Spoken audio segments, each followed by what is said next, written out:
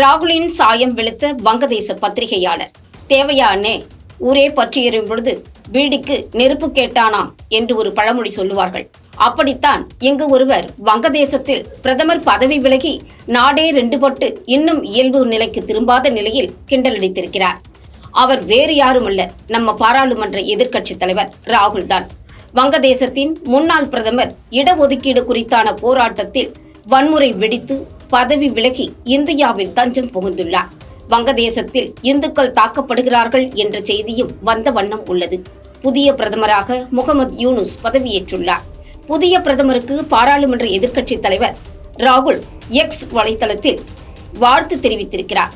ரொம்ப புத்திசாலித்தனமாக பேசுவதாக நினைத்து வாழ்த்து தெரிவித்து அவர்களிடமே மொக்கை வாங்கியுள்ளார். இதெல்லாம் தேவையா இவருக்கு?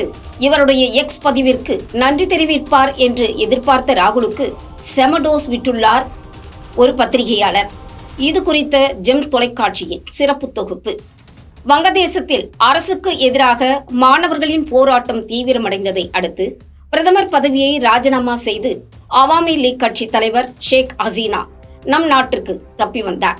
வன்முறையாக மாறிய போராட்டத்தில் மாணவர்கள், போலீசார் உட்பட 500க்கும் மேற்பட்டோர் கொல்லப்பட்டனர்.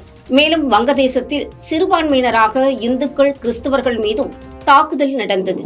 இதற்கிடையே அமைதிக்கான நோபல் பரிசு பெற்ற முகமது யூனுஸ் தலைமையில் வங்கதேசத்தில் இடைக்கால அரசு ஆட்சி பொறுப்பை ஏற்றது.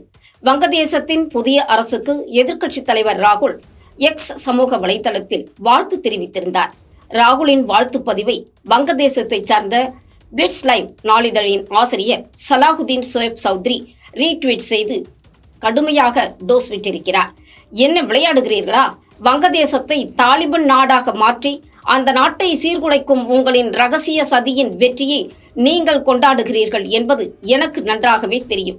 பின் இந்தியாவை சீர்குலைத்து நரேந்திர மோடியை ஆட்சியில் இருந்து அகற்ற வேண்டும் என்பதே உங்களது திட்டம்.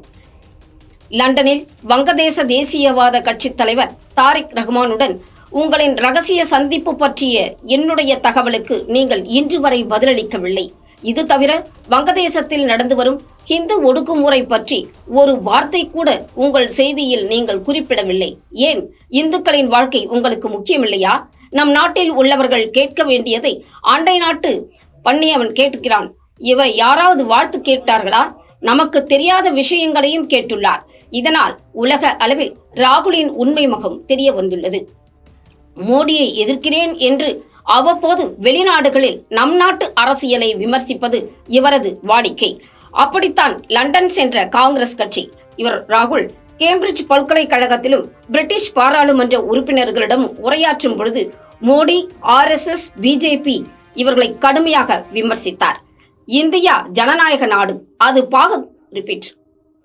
இந்தியா ஜனநாயக நாடு, அது பாதுகாக்கப்பட வேண்டும்.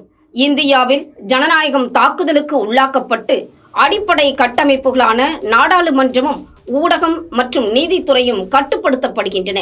சிறுபான்மையினர் மீதும் ஊடகங்கள் மீதும் தாக்குதல்கள் நடந்துள்ளது.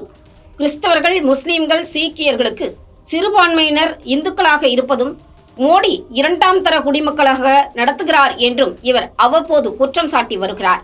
நாட்டு மக்கள் நலனை விட மோடி எதிர்ப்புதான் முக்கியம் என்று இதைவிட யாரால் வெளிப்படையாக கேட்க முடியும்? பத்திரிகையாளர் கேட்ட கேள்விகளுக்கு ராகுல் பதில் கூறுவது எப்போது?